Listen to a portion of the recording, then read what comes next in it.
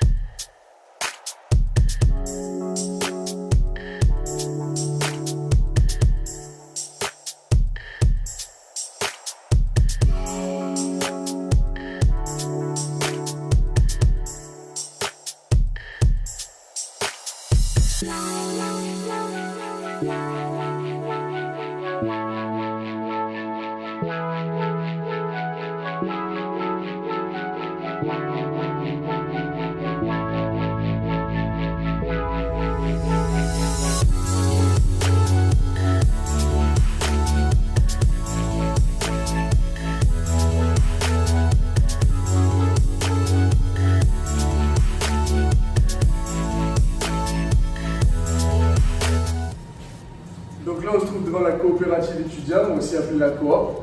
Donc c'est ici qu'on va pouvoir acheter tout ce qui est fourniture, manuel, aussi des livres ou des jeux de société, et aussi de la nourriture, sauf si vous préférez avoir un vrai plat chaud à la cafétéria. À la cafétéria, on peut retrouver des boissons, de la nourriture, des plats qui changent tous les jours, ou bien des fruits, des gâteaux, du fromage, plein de choses.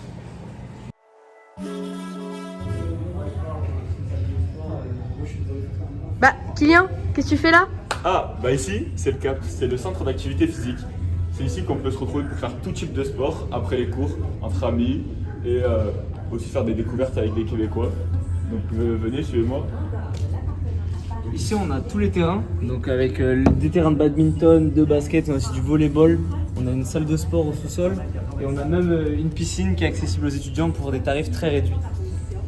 Et ici, on va retrouver toutes les photos de nos chères équipes du cégep, avec tous les athlètes et également les mises à l'honneur de chaque semaine.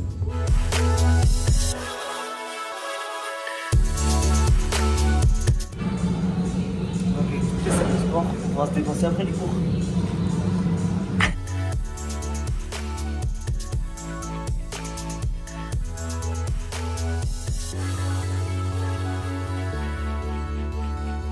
Les Québécois, ils ont un petit mot à vous dire. C'est un petit mot d'amour pour vous. Je voulais juste vous dire, est-ce qu'on laisse de tabarnak? La gang de français, moi je vous dirais de venir dans mon bout, parce qu'à Sherbrooke, c'est vraiment décollissant, tabarnak! Ça a l'air qu'on s'est juste sacré ici au Québec, fait que je vais vous sortir mes plus beaux sacs. Maudit calice de tabarnak de Chris. La petite piton de calice de marde, crissez-y patience. Puis si on est content, ben, contrôlez son sauvegarde. Le Québec libre, tabarnak! Juste pour préciser, c'est pas une gomme, c'est un efface. Là, Heineken, pas le temps de niaiser. Avec Diego, c'était très enrichissant. Tout le long, j'avais le goût d'y en crisser une en arrière de la tête. Mais avec respect.